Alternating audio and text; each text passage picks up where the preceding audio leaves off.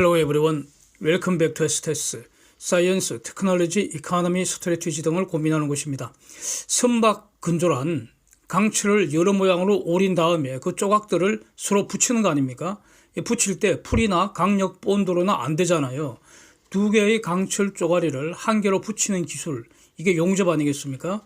용접의 원리라는 것은 강철 쪼가리를 고온으로 녹여서 녹으면 액체가 되잖아요. 붙이는 부위만 액체로 만들어야 될 거 아닙니까? 그래서 액체는 이제 골고루 잘 섞이죠. 고체는 안 섞이잖아요. 액체는 잘 이렇게 하면은 섞여 버립니다. 섞인 다음에 식히면은 두 개가 하나가 돼버리는 거 아닙니까? 아주 간단한데 용접 부위가 원래부터 하나인 것처럼 강도가 유지돼야 하기 때문에 사실 이건 매우 중요하지 않겠습니까? 한정된 도크에서 한정된 인력으로 더 많은 배를 더 빨리 더 안전하게 건조하기 위해서 가장 중요한 것이 용접 속도, 용접 실력, 용접 품질 이런 거 아닌가 싶습니다. 그런데 이 용접이 사실 사람이 하기에는 너무나 힘들고요. 또 오랜 숙련이 필요하기 때문에 로봇 사용을 지금 계속 늘리는 중이다. 이렇게 정리가 되는 것 같습니다. 이런 상황에서 지난 9월 21일자 목요일이죠. 삼성중공업 IR 자료에 세계 최초로 초고속 레이저 용접 로봇 개발 사실을 발표를 했습니다. 기존 플라즈마 아크 용접보다 LNGC의 화물창 용접 속도가 최대 5배 빠르다는 사실을 한국형 화물창 KC2로 실증을 했다는 겁니다. 이 KC2 화물창은 KC1 화물창을 개량하고 개선한 거 아닙니까? 그래서 이 내용이 이제 그 국내 언론에 도배가 된 다음에 지금 주요 외신들에도 도배가 되기 시작을 한 것 같습니다. 매우 제가 볼 때도 매우 중요한 기술 아닌가 싶어서 좀 자세히 살펴봤습니다. 지금 그 2m 길이의 멤브레인 화물창 용접 시간이 그러니까 최대 4분 단축됐다. 즉 기존 방식인 플라즈마 아크 방식은 5분 걸리던 작업 시간이 레이저용 레이저 용접 로봇은 1분 만에 끝냈다는 겁니다. 그런데 이 표준 사이즈 LNGC 17.4만 큐빅미터 이거 화물창을 4개로 구성하는 경우에 용접 길이만 총 60km라는 거 아닙니까? 그러니까 60km, 6만 미터. 그러면 레이저 용접 로봇을 본격 투입하면은 최대 한 12만 분이 단축된다. 그러니까 LNGC 한 척 건조 시간이 최대 83일가량 단축될 수도 있겠다. 엄청난 기술 혁신 아닙니까? 이거 엄청난 것 같습니다. 근데 이제 제가 이렇게 판단하기에 저는 용접 전문가가 아닙니다.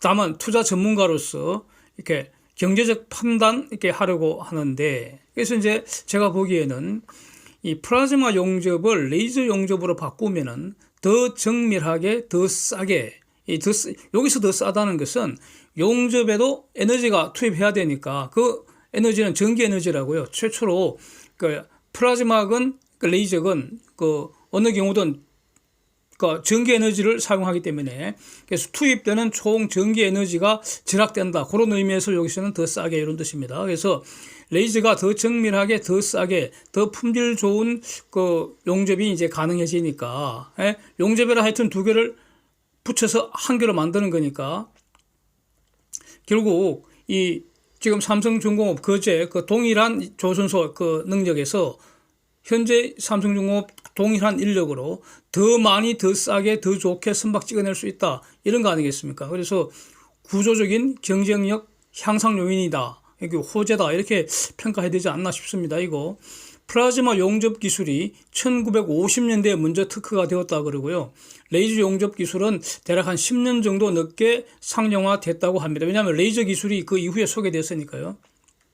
그래서 레이저 기술을 용접 분야에 응용한 게 바로 레이저 용접 기술 아니겠습니까? 그래서 둘 다 그러니까 플라즈마 용접이건 레이저 용접이건 둘 다 하여튼 이 시대 우리 시대 대표적인 용접 기술일 테고 현대 문명 탄생시키고 유지시키는 원천 기술 아니겠습니까? 용접 기술 없이는 지금 같은 세상이 존재할 수 없는 거 아닙니까? 뭔가를 만든다는 것은 아예 불가능하잖아요. 용접 기술이 없다면은. 만든다는 것은 철을 자른 다음에 다시 붙이는 걸 반드시 포함하지 않습니까? 예, 이렇게 생각해 본다는 거죠. 그런데 이제 기존의 플라즈마 아크 용접을 왜 도대체 레이저 용접으로 바꾸는가? 예, 로봇은 플라즈마 아크 용접에도 적용할 수 있을 거 아닙니까? 레이저 용접에도 적용할 수 있고요. 그러니까 로봇도 사실 매우 중요한 요소인데 플라즈마 아크 용접과 레이저 용접을 비교할 때 로봇은 논의의 차원이 논의 대상이 아닌 거고요. 그래서 왜 기존의 플라즈마를 레이저로 바꿨어야만 하는가? 요걸 이제 한번 정리를 해봤습니다. 그러니까 아주 명확해지더라고요. 플라즈마와 레이저는 둘 다, 그러니까 전기 에너지로 구동을 하지만은 플라즈마는 전기 방전 현상, 아크 현상을 이용하고 레이저는 레이저라는 특수한 빛을 이용하는 거 아닙니까? 그래서 붙이려는 좁은 영역의 온도를 순간적으로 높이는 것이 매우 중요한데 플라즈마 같으면은 수천도에서 수십만도 범위에서 수십만도, 수천도에서 수십만도 요 범위에서 작동을 한다는 겁니다. 그러니까 플라즈마는 아무리 올려도 수십만도 이상은 올리기 매우 힘들다. 그런데 레이저는 수백만도까지도 가능하다. 10배 이상 차이 난다. 이런 겁니다. 근본적으로. 그 다음에 그러니까 플라즈마는 전압, 전류, 그 다음에 이 플라즈마 현상이 발생하는 간극, 그러니까 그 전극 사이의 거리, 요거 아닙니까? 그러니까 이거 공기가 아닙니까? 거기가. 요런 걸, 그 간극의 거리, 길이, 예. 요걸 갖고 이제 통제를 할 텐데, 레이저는 전압, 전류 외에 레이저는 빛이기 때문에 빛은 파장과 주파수로 특징되기 때문에 요걸 조절해서도 레이저를 조절할 수 있지 않습니까? 예. 그래서 초정밀성, 초순간성 요거를 실현하기가 레이저가 근본적으로 압도적으로 유리하다 이렇게 이해가 됩니다. 그래서 용접에 안고 하여튼 붙이는 부위만 순간적으로 녹여서 액체로 균일하게 섞어야 합니다. 이게 용접의 안고로 봅니다. 그런데 강철의 특성은 열을 전달하기 때문에 용접 부위 근방도 고온에 바로 노출됩니다. 예, 가령 그 용접 경계면에서 10cm 떨어진 곳이 20cm 떨어진 것보다 더 뜨거울 거 아닙니까? 열은 전달되니까. 그래서 용접 부위 근방도 고온에 노출된다. 문제는 그러니까 이렇게 고온에 노출되는 영역 HAZ라고 말하는데 Heat Affected Zone, 해스라고 읽을 것 같습니다. 이 분야 전문 용어인 것 같습니다. 열 영향 영역, 해즈, 히트 어펙티드 존. 그런데 이제 가만히 보면 상식적으로 판단해서 모든 것은 열 받으면 변성되고 안 좋잖아요. 그래서 열 받지 않는 게 좋습니다. 사람도 열 받으면 뚜껑이 확 열리면서 사람이 확 달라지잖아요. 그래서 해즈 요거 줄이는 것이 용접 품질 평가 중요한 요소라고 이제 저는 이해가 됩니다. 해저의 폭을 줄이는 것. 그런데 플라즈마가 레이저보다도 해저가 훨씬 크다는 겁니다. 레이저는 초정밀 작업이 가능하고 순간적으로 초고온 특성 이게 매우 우수해서 용접 속도도 획기적으로 개선될 수가 있다. 이게 이제 그 이론적인 배경으로 이해가 되고요. 그러면은 레이저가 용접 기술에서 우등제인가? 이걸 생각할 수 있는데 다시 말하면 플라즈마는 용접 기술에서 열등제인가?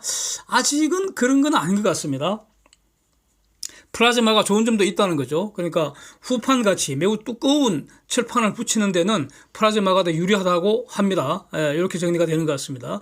그런데 이 LNGC의 멤브레인 화물창은 요거는 아주 얇은 스테인리스를 여러 겹으로 쌓은 그런 구조입니다. 이걸 적층 구조라고 하잖아요. 그래서 삼성중공업이 가장 먼저 멤브레인 화물창 공정에다가 이 레이저 로봇을 투입하는 것으로 이렇게 이해가 됩니다. 그래서 여기서 이제 플라즈마하고 레이저 근본적인 거를 조금만 더 정리를 해보면은 이 플라즈마라는 것은 기체, 가령 공기가 기체 아닙니까? 공기가 초고온 상태로 가열이 되어서 정기적으로 열분해 되어 버린다. 즉 전자와 양이온으로 분리된 상태, 요거를 플라즈마라고 합니다. 아크라는 것은 전기 방진 아닙니까? 자연 현상이 바로 벼락치는 게 바로 아크 아닙니까? 공기가 보통의 전압으로는 전기가 흐르지 않죠. 그래서 공기는 절연체라고 하는데, 근데 이 공기 정확하게는 절연 기체죠. 기체. 공기는 기체니까. 그런데 이것도 다 상대적이죠. 만약에 공기에다가 고압을 걸어버리면은 플러스 마이너스 전극을 두고 거기에다가 전압을 계속 높여가면은 어느 순간 방전돼 버리죠. 그 아크 현상 아닙니까? 예. 그래서 그렇게 되면은 그 주변의 온도, 그 공기를 통해서 그 전기가 흐르면서 절연이 파괴되고 공기가 전류가 흐르면서 예, 그 주변 온도가 수천 도에서 수십만 도까지 주변 온도가 올라간다. 이렇게 고온의 공기가 플라즈마 상태가 되면서 공기가 이온화된다는 거죠. 예, 마이너스 전기, 플러스 전기 띠는 이온화된다. 그래서 전기가 흐른다는 겁니다. 예, 이걸 이제 이용하는 거죠. 이 고온으로 철을 녹인 다음 녹으면 액체가 되니까 녹은 철을 서로 섞어서 온도를 딱 내려주면은 한 몸이 돼버린다. 액체가 고체로 굳어지면서 둘이 하나가 된다. 이게 이제 용접의 원리로 이해가 되는데, 그래서 이제 그러니까 플라즈마는 최고 온도가 수십만 도, 레이저는 수백만 도, 거의 한 10배 차이가 나고, 레이저는 본질이 빛입니다. 예, 그래서 파장과 주파수 조절하면서 플라즈마보다도 훨씬 더 초정밀, 비교가 안 될 정도, 플라즈마하고는 비교가 안 될 정도로 초정밀 공정이 가능한 거 아니냐. 그리고 또 훨씬 더 환경 친화적이라고 이렇게 정리가 되는 것 같습니다. 그러니까 이 말은 앞으로 후판 공정에까지 이거 레이저를 확대 적용하는 그런 방향으로 연구되지 않겠나. 이걸 이제 주목을 해야 될 것 같습니다. 근데 레이저가 초기 투자비가 좀 비싸다고 하네요. 예. 결국 이제 그 삼성중공업이 한 거는 레이저 용접 기술을 멤브레인 화물창에 적용을 하는 그런 응용 기술을 개발했다는 것으로 이해가 되고, 동시에 현존 로봇 기술을 멤브레인 화물창, 멤브레인 화물창은 주름진 부위가 많죠. 왜냐면은 열 팽창에 대응해야 되니까 주름진 부위가 많고요. 또 곡면 부위가 많고 이런 게 상당히 어려운 분야인데 여기에 적용하는 그 응용 기술을 개발했다. 요 두 가지를 개발했다는 것으로 이해가 됩니다. 그러니까 레이저 웰딩 라벳을 개발했다는 것이죠. 그래서 삼성중공업이 전혀 새로운 용접 기술 그 자체를 개발한다거나 또는 차세대 로봇 신기술을 개발하는 그런 것은 삼성중공업의 본업이 아닐 겁니다. 물론 하다 보면은, 연구를 하다 보면 그런 게 또 아이디어가 떠올라서 새로 할 수도 있겠지만은, 기본적으로 삼성중공업이 연구 개발한다는 것의 그 특징은, 레이저 용접 그 자체나 로봇 기술 그 자체는 그걸 연구하는 게 아니라 그런 거는 그 분야 전문기관에서 연구해 놓은 그 첨단 기술이 개발되면은 그거를 삼성중공업의 공정에 응용하는 기술 개발하는 거, 이게 삼성중공업이 할 일이 아닌가. 그런데 지금까지 잘하고 있는 거 아닌가 이렇게 평가할 수 있는 것 같습니다. 그러니까 더 좋은 배, 더 싸게, 더 빨리 만들기 위한 각종 요소 기술들 개발 지금 부지런히 하고 있다. 이렇게 평가할 수 있을 것 같습니다. 그래서 이제 이번에 개발된 이 레이저 용접 로봇 아마 24년 이후에 순차적으로 이제 공정에 본격 투입하겠다 이렇게 이제 말하고 있잖아요. 그러면은 이제 그 공정 투입 속도가 늘어나면 늘어날수록 24년 이후에 실적 개선에 계속 반영되지 않겠나. 그러니까 24년 이후 그 실적 개선 다 기대하고 있는데 그게 더 가속되지 않겠나. 그러니까 호재 아니겠나. 이렇게 정리할 수 있을 것 같습니다. Thanks for watching. See you next.